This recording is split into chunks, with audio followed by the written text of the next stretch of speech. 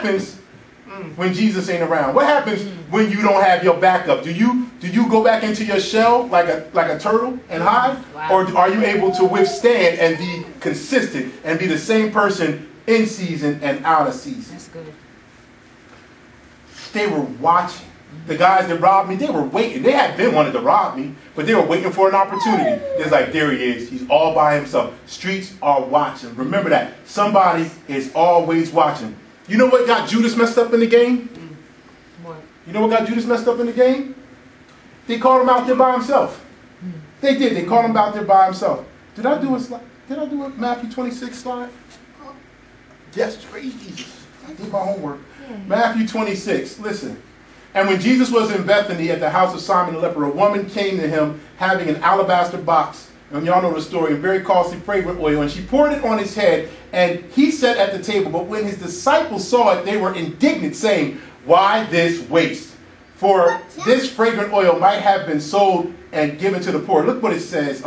It's in verse 8. It says his disciples. It doesn't say one person. It says his disciples, right? Look at 10. Then when Jesus was aware of it, he said unto them, "Why do you trouble the woman? For she has done a good work for me.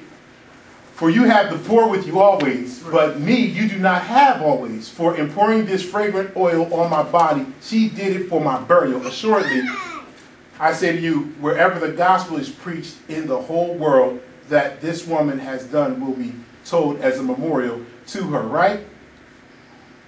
Then, praise Jesus.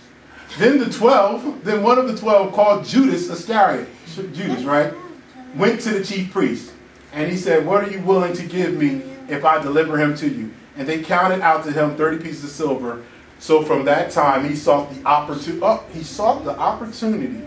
He was looking. He was watching.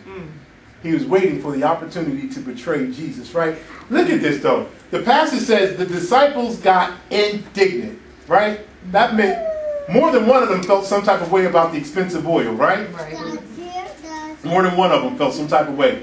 But after Jesus rebuked them all, only Judas took his indignation to the next level. Wow. Only Judas. He got out there on an island. He stepped away from the brothers who took the rebuke and continued to serve. It was Judas. And then when Judas found himself in the company of people who did not believe like him, they were able to entice him to do the wrong thing. Wow. The streets was watching. It didn't have to be Judas. Believe it when I tell you, they didn't want Judas, they wanted Jesus. Right. And if they could have got Peter to betray Jesus, they would have got Peter. If they would have got John to betray Jesus, they would have got John. If it was Timothy, it wouldn't have mattered. All he was just watching for one. It doesn't really matter. When you're involved in a ministry, the enemy doesn't care how he can seep in. He's just watching for one. He just wants to find one weak link. Yeah, that's good. You got to be careful. You got to be very careful